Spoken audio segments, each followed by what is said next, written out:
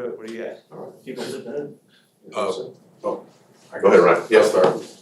Hey Pete, do you have an update in regards to Jackson Powers Johnson? Do you anticipate him practicing this week since after missing Yeah, the I game? would think he would be. I don't know that haven't been given the word yet, but he's had plenty of time now, so he should be able to be all right.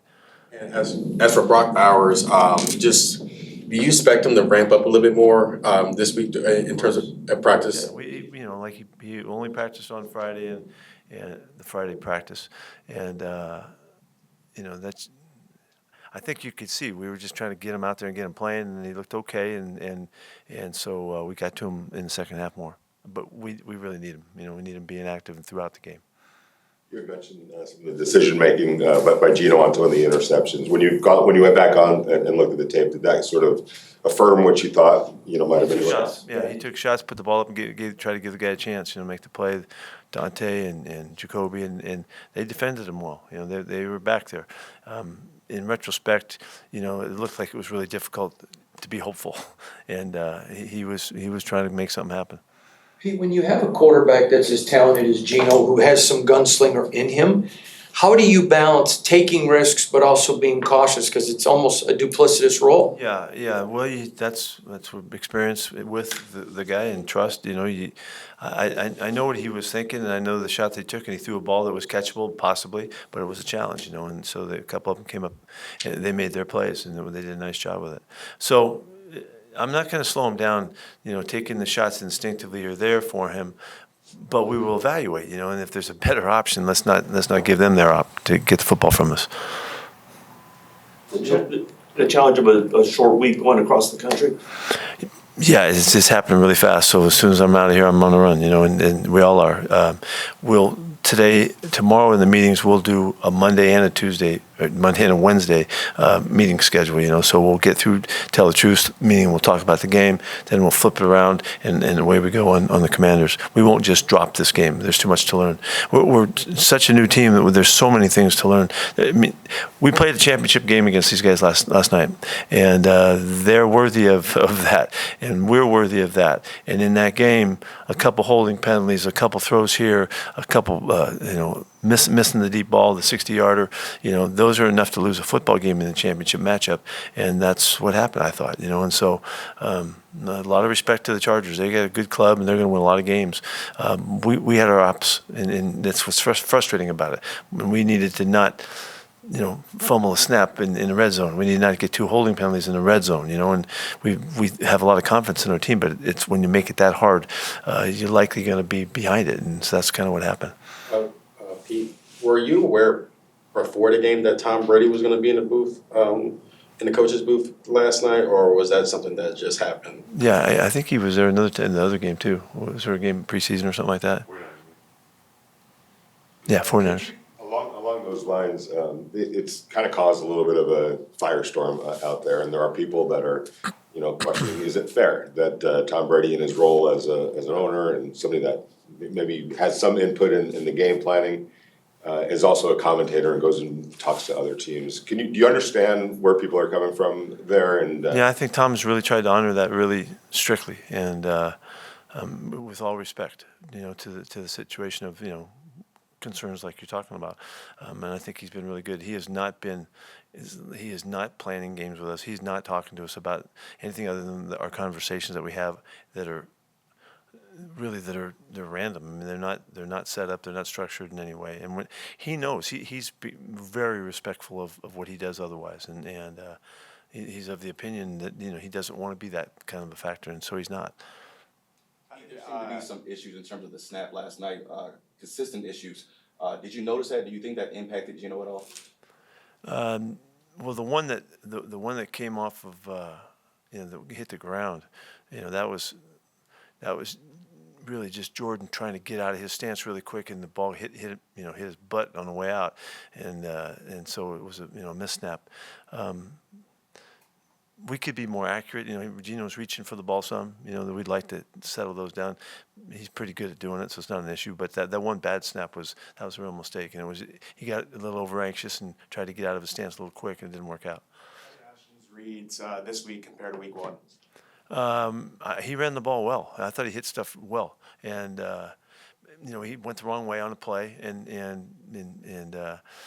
so that was unfortunate, and it mixes up the whole play. Gino goes this way, he goes that way. He's still getting it. We got ways to go here, and I have no problem telling you that he's going to get better and get more comfortable. He felt more comfortable in this game. He looked good running the football, and we need to just get to him more. Just like to get another eight or nine snaps to him and get around 20, and that'd be really nice. You mentioned already you got to improve, but would you talk about your offensive line, what you're seeing from it after 2 games, please? Yeah, well, we're giving us a chance. We're giving us a chance to make our plays. It all works together. The ball has to come out when the rush is hard and quick. And sometimes we did that, and other times we didn't. The reason Gino had a chance to throw some late balls down the field is because the protection was so good. So, but it's a work in progress, and with a Cap coming in this week, late in the week, that was a little bit of an adjustment for us, and we just have to try to manage that more quickly, and as when you've been together longer, those transitions get smoothed over, and so were they a factor? Very subtle, but we definitely can be better, and we definitely will. We know we will in time. From your perspective, is that one of the areas that just takes time on task to It always sort has. through? Yeah, it always has. Yeah, there's so many intricacies about what goes on up front, and it's identification, then the proper communication, and then the execution of it. All of those go hand in hand, and they kind of go in sequence. So we're IDing well, and we make the correct calls. Then we have to work together, and then we have to execute the physical part of it. So that's different than running a route. That's different than other positions, and so it always takes time. Physicality and toughness right now with the offensive line? Is it where it needs to be? Is it still working, like you said, work in progress? We're trying. Yeah, we were trying to be more so, without question. So like you can see us on defense, you can see how physical we are and how we're playing aggressive and all of that. That's a really good sign for us early on. That means the guys are feeling comfortable with what we're calling, and Patrick's putting them in good spots, and the guys are getting after it. And sometimes when we're not quite right, which there were some times there too, the physicality part takes over, and the guy makes a play otherwise, and because he's so aggressive, and that we've seen an aggressive nature in our group come through for us. And so, to play 2 halves here back to back and give up 6 points, that's tremendous play, and we were getting better as the game went on again, and so I'm really excited about that, and we got to play off of that and make sure we count on that to continue. I know the guys are feeling it. This is an experienced group of guys, and they're sharing the mentality, and that's a good sign for us at this point. So we expect to continue to let that be a real positive part of the team. The opportunities were limited for Dylan Lowry, but when he got him, he did something with them. He did well again, yeah. Does that kind of open you guys' eyes a little bit? That's why he's on the roster every week. He's playing, and he's exceptional in special teams. And when he gets his chances, he's maximizing them. So he's doing a good job. Yes, the answer is yes to that. Defensive line, they're kind of all kind of in a lot of different positions, with Lucky coming in and Adam Butler kind of moving out of position, Max even dropping out of coverage, a lot of rotation. Is that kind of like are you still trying to figure out what you want that defensive line to look, or are you just doing anything to combat the offense? We're still evaluating, the strengths and making sure that we're zeroed in on that. But we're going to continue to move our guys. We like the uniqueness that the guys bring, and so we're trying to put them in those positions as much as possible and try to make it hard on your opponent, so they're not certain what we're doing. I think Max played a terrific game again. I think you're going to see he got a sack in that game. We turned in on a scramble. I don't know if did you guys notice that?